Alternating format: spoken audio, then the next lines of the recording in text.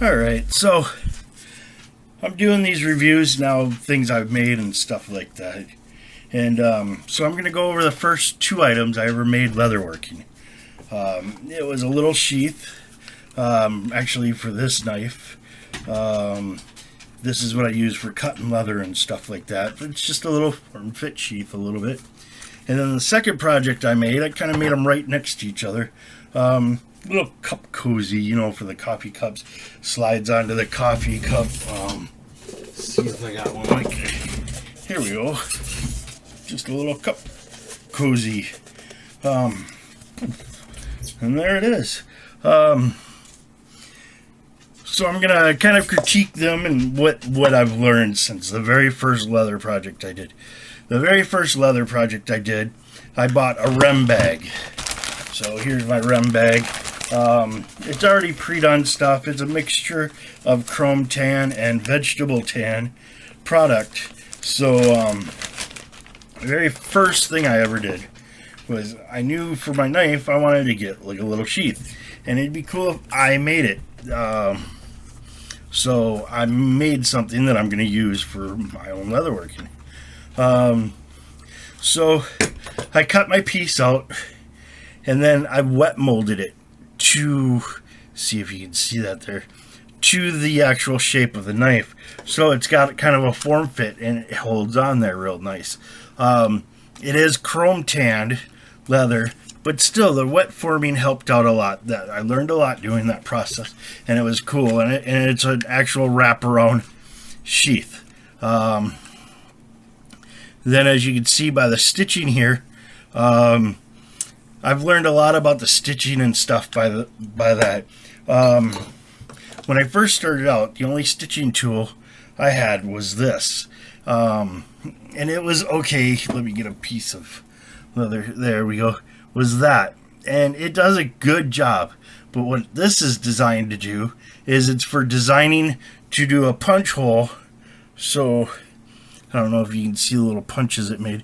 But you use it to punch the holes so you can do lacing.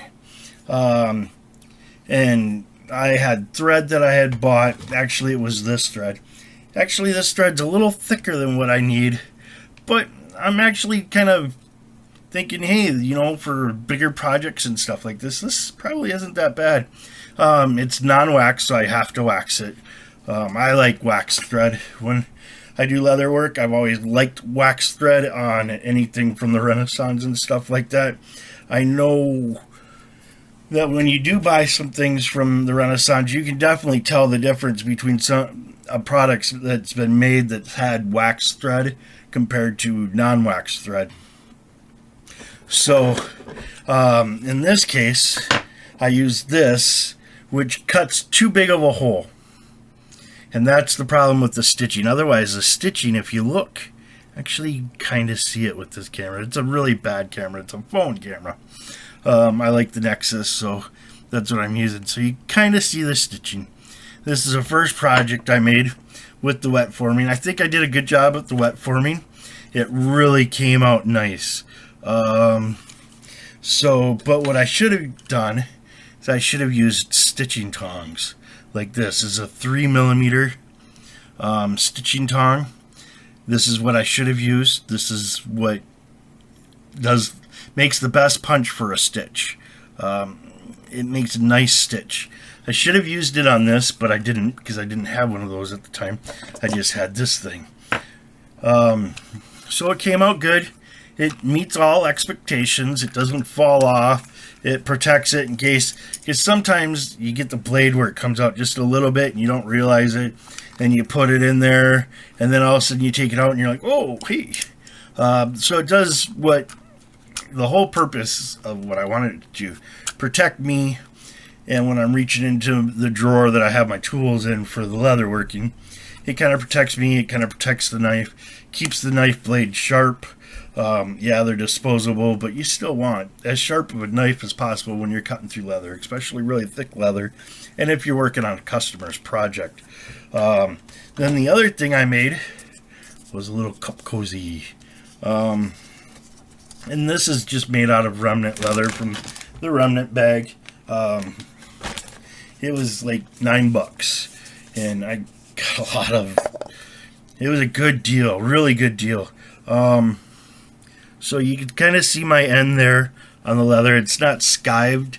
Skiving is where you cut the leather thin and thin it out so it fades into the rest, and there's not an actual, like here you can see like a lump, and it wouldn't be there. My stitching, actually that's good looking stitching actually. I could have done a lot better job at lining up the holes because I did a double stitch pattern. I just wanted to work on a double stitch pattern and get that all lined up. I did do a double stitch pattern, got that all lined up, but again I used this tool instead of this tool. So the reason why the stitches look kind of funny is because I used the wrong kind of tool to punch those holes. As you can see, in between each stitch there's a gap. Now one of the times down the road I want to make a leather cup, and if I'm ever going to make a leather cup, I'm going to have to do wax hardening of the leather, and that's not going to seal up those holes at all, so the cup will leak big time. So I guess to make this a better project, I should skive this down so it comes flat, nice and even. My stitching, I should have the holes so that they line up exactly right across from each other. So that way it's a really nice double stitch back, or a double stitch product. So now that I've got the tools, I'm definitely going to be doing it that way. The other thing is I could design a better cozy. What it is just I had another cozy thing like this off of a little cup from a gas station, and I just took it off and cut it, and used this as a pattern, and that's what I made. I should just make a better pattern. I can make a better pattern. It wouldn't be that hard, and I could make a lot better product too. These two items are out of chrome tan. The difference between chromium tanned and veg tan is chromium tan is a modern day tanning process where they use chromium and salt, and what that does is if you use it like on here, the metal, eventually that salt's going to start doing stuff to the knife, but I don't think it's going to be that bad to it because the metal's going to start getting eaten up. So I've got that. That works good. I could do better on the edges, but the problem is like I said, it's chromium tan. So next time on this project, use veg tan, which vegetable tan, especially what's called an oak tan, is where they use the tenon from vegetables, preferably in oak bark, and they tan and preserve the leather that way. Veg tan is the oldest form of tanning, and I think it's one of the best kind of tanning. You can use it for tooling and stuff like that, and the leather will actually hold the patterns you put in it. I do have a couple of pieces that later I will be showing that I've made after these pieces, because like I said, these two are the very first pieces I ever made for making leather. And then this piece, just what I got to work on, and my critique of it is I got to make a better pattern, and then I've got to do a better job at sewing, and then skive my ends. If I skive my ends, this will immensely fix the way this looks. And then if I keep the holes so that like there's a whole pattern over on this side and then there's a whole pattern on this side, and they're kind of mismatched. So if I I put the hole side by side instead of like this, and just have them side by side, the whole project looks a lot better. It changes the actual look of it, and it's quite noticeable actually. Then this does what it needs to do. If it ever wears out, I'm gonna have it probably for a very long time.